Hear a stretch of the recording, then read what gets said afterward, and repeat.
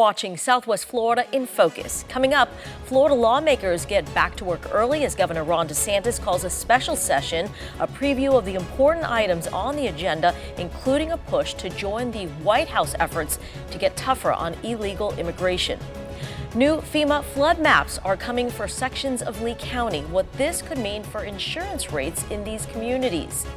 And building empathy in tomorrow's medical professionals. Students in FGCU's occupational therapy program learn from the challenges facing their future patients. Hello, I'm Sandra Victorova. Thank you very much for joining us. Well, an early surprise for Florida lawmakers this new year. Governor Ron DeSantis calls legislators back to Tallahassee for a special session set to begin on January 27th to tackle several items from condo regulation to hurricane relief. And getting the most attention on this agenda, a tougher stance on illegal immigration. DeSantis wants law enforcement and local governments to work in lockstep with President Donald Trump. The president has pledged to deport millions of people who are not authorized to be in this country.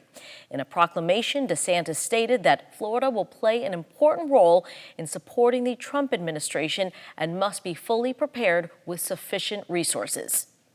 Joining me now to take a look at this issue and others that legislators will be tackling during the special session is WGCU host and reporter John Davis.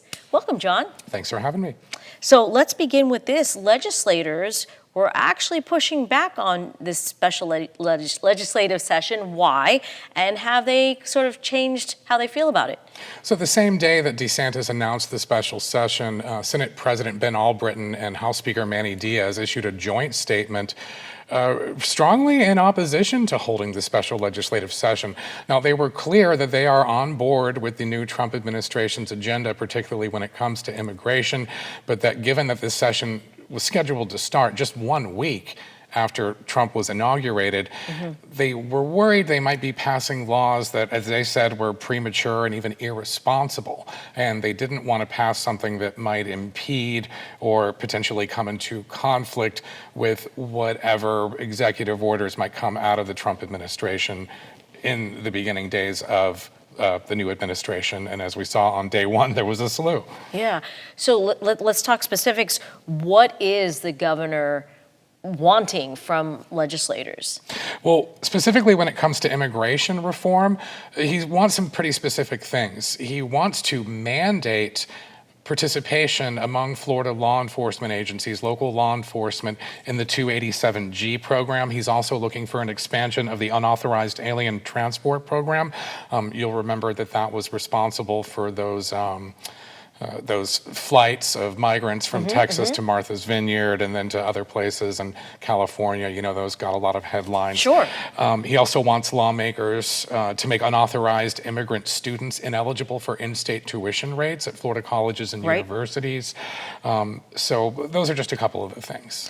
Can you give us a little bit of the background? You mentioned the 287 program. Can you give us a little bit of background on that? Sure. So the 287G program has been around for about 30 years, and this is through the Department of Homeland Security. Basically, it allows local law enforcement agencies to work with immigration and customs enforcement. So this can take the form of, if they have somebody already in their jails, they can detain, that they suspect of being undocumented, they can detain them, they can collect fingerprints and other evidence. They're basically acting almost as ICE agents in this role. Now in Florida, nearly 2/3 of the state's 67 counties already participate in this program, including the Collier County Sheriff's Office, which has been a part of 287G since 2007. It should be noted also, though, that this is a voluntary program. So I think it's interesting that one of the things the governor wants to do is to mandate local law enforcement agencies in Florida participate in 287G. Because I would be surprised if the legislature passes something and there isn't a legal challenge, because I don't understand what authority DeSantis thinks the state has to mandate local participation in a federal program that is voluntary. Real quick, I know that immigration is not the only topic to be discussed in the special legislative session. Real quick, hurricane recovery and condos are some big issues, right? Yeah, so hurricane recovery, that one shouldn't surprise anybody. We all know that, a lot of communities were heavily damaged by the tumultuous 2024 Atlantic storm season. Florida agriculture across the board was also heavily hit. So DeSantis is saying the special session could be an opportunity to, get on top of making sure that there are financial resources available to help the agriculture industry recover. It should be noted, though, that in that dissenting memo from Republican legislative leadership, they note that there's plenty of funds available. They don't have to wait until July 1st, which is the start of the state's next fiscal year, for those funds to become available. And it should be noted that this is coming from Senate President Albritton, who's a fourth-generation citrus grower. This is someone who certainly has their thumb on the pulse of what's going on with agriculture in the state. John Davis, we appreciate your reporting and we look forward to having you back so you can tell us what legislators do. Thank you. Thank you.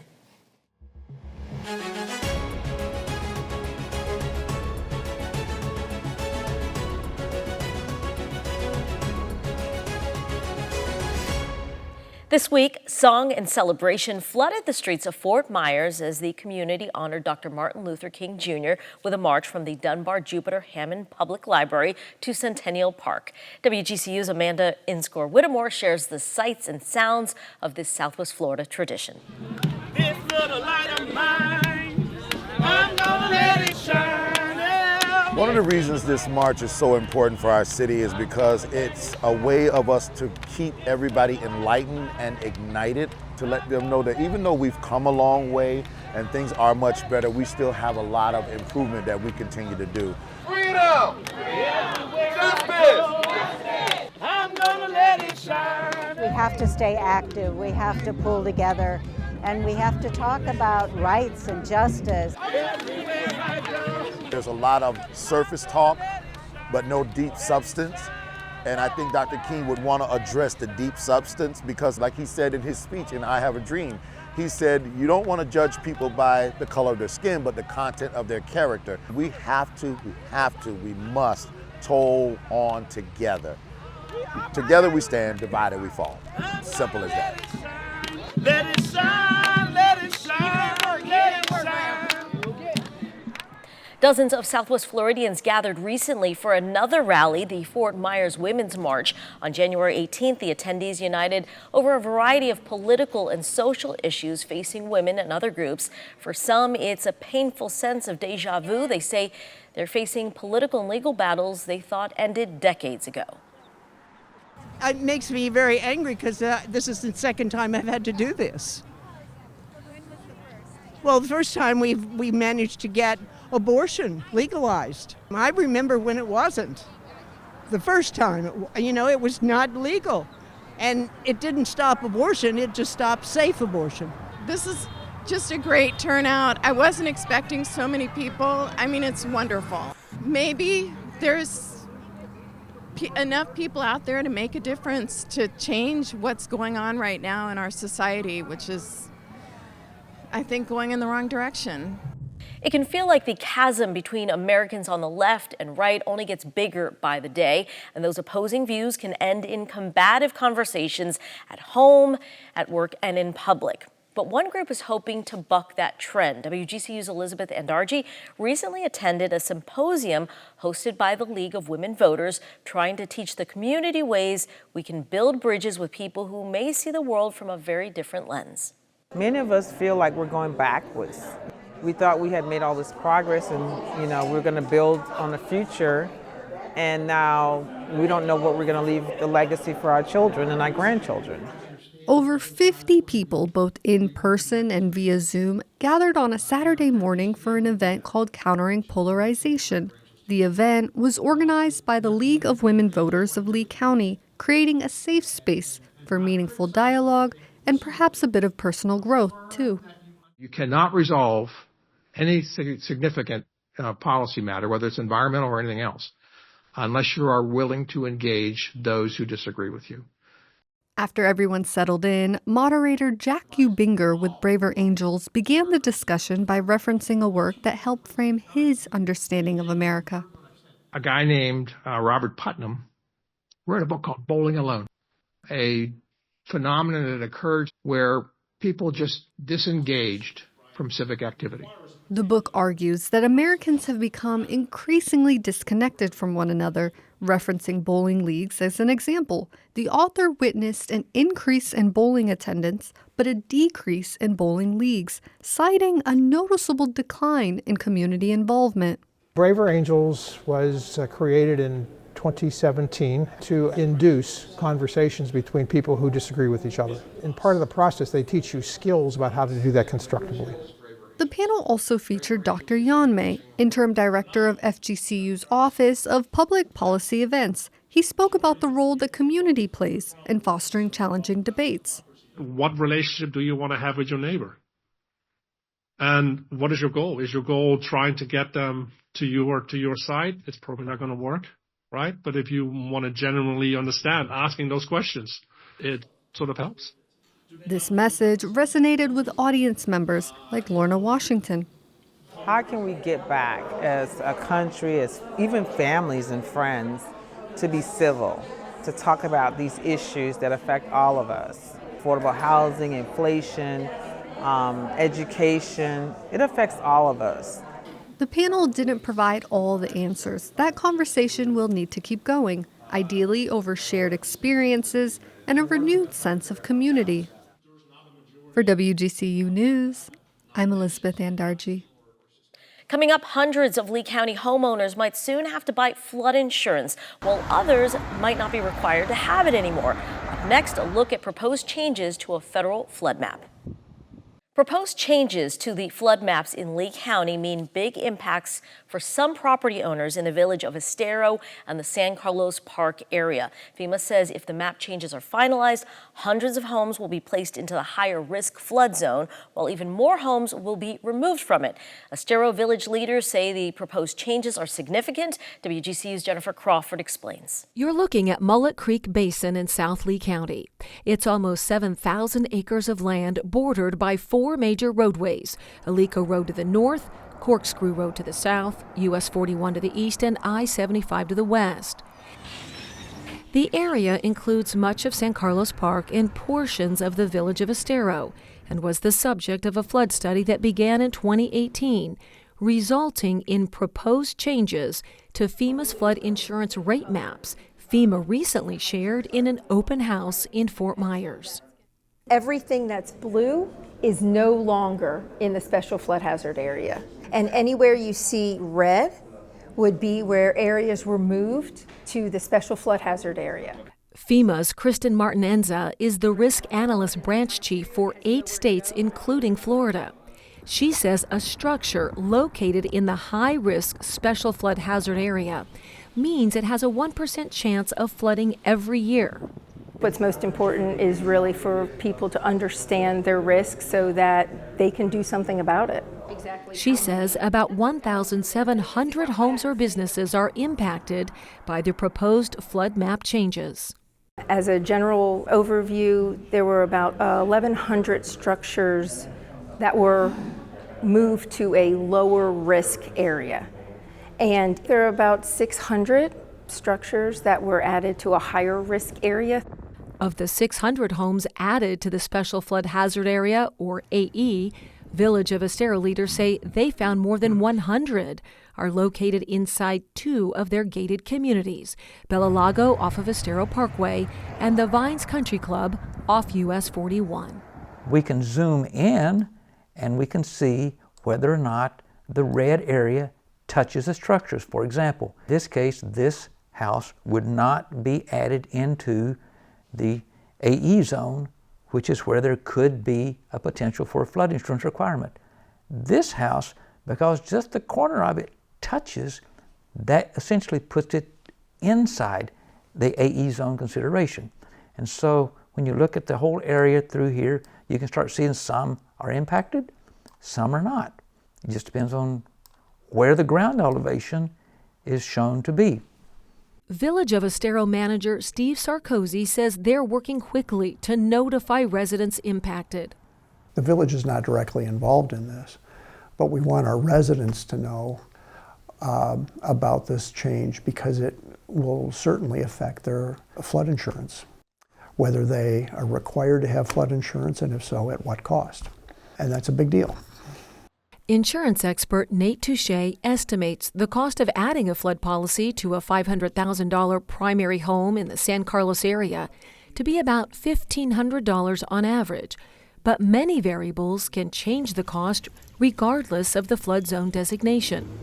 If you bought a brand new property, you tore down the house, you put a property up there, and I'm your neighbor, built in 1975, and you have a 2024 construction, the rates on those two properties are going to be considerably different based on the year of construction, the construction type. One house could be $1,000 and the next house 20 feet away could be $4,500. For the more than 1,100 properties identified to move out of the special flood hazard area, whose owners may have been required to carry flood insurance, Martin Enza cautions.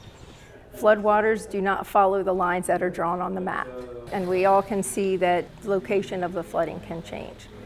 So the important thing is keep your flood insurance if you have it. In the meantime, Lee County and the Village of Estero leaders are working with FEMA to share information about the proposed flood map changes, how they could impact each homeowner, and the appeal process. FEMA says it could finalize the preliminary flood map changes in spring or summer of 2026. I'm Jennifer Crawford reporting for WGCU News.